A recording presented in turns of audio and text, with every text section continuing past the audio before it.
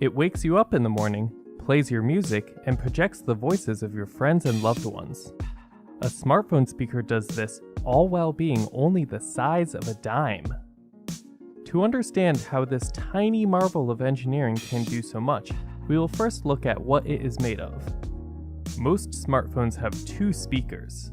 A smaller speaker near the top of the phone is used for phone conversations, while a larger one at the bottom is used for playing music and other loud applications. Although this second speaker is the larger of the two, it is still ridiculously small. It weighs as much as a dime, and is about equal in size. The smaller speaker weighs a fifth of that. Let's focus on the top speaker, as both the top and bottom speakers have the same components with identical functions.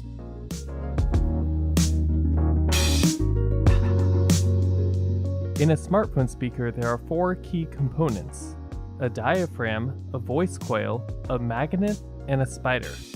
For additional components, two pull plates, the plastic case, and the front cover provide uniformity for the magnetic field, structural support, and protection. Let's focus on the four key components and go over them in detail. The first key component is the diaphragm. It is a thin piece of rigid plastic that moves back and forth to generate sound waves. The diaphragm moves forward and compresses air particles, generating a high pressure wave, then moves backwards and generates a low pressure wave.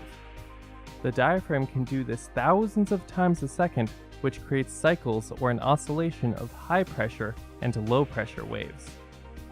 These waves then propagate out from the speaker, and when this oscillation of high pressure and low pressure waves hits our ears, it is perceived as sound. The diaphragm creates these waves by moving back and forth, and what facilitates this movement is the second component, the voice coil.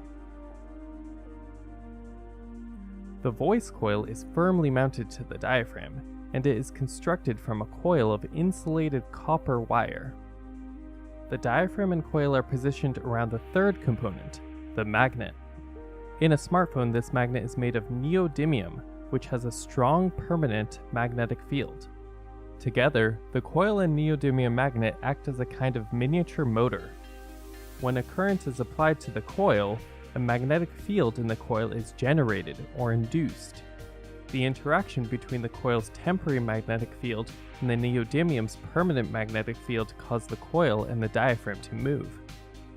When the amount of current running through the coil changes, it also changes the shape of the coil's temporary magnetic field.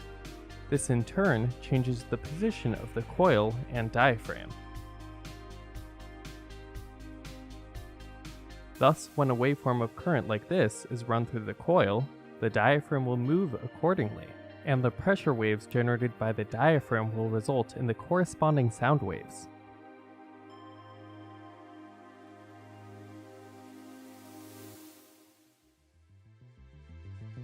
The fourth key component is the spider.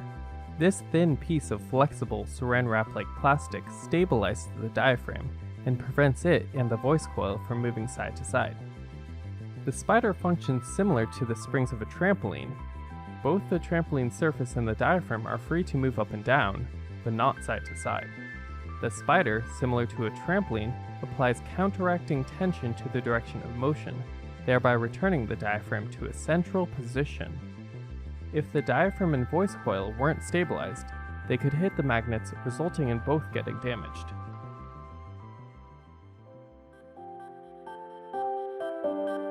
To summarize, the diaphragm physically pushes on the air in order to generate sound waves. This diaphragm is mounted to the voice coil and is stabilized in the center by the spider.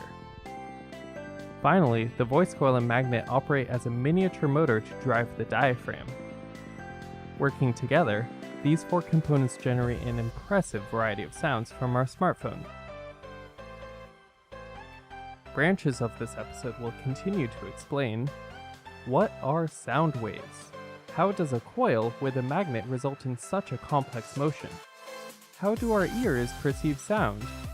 And if sound is the movement of air particles, and what is wind?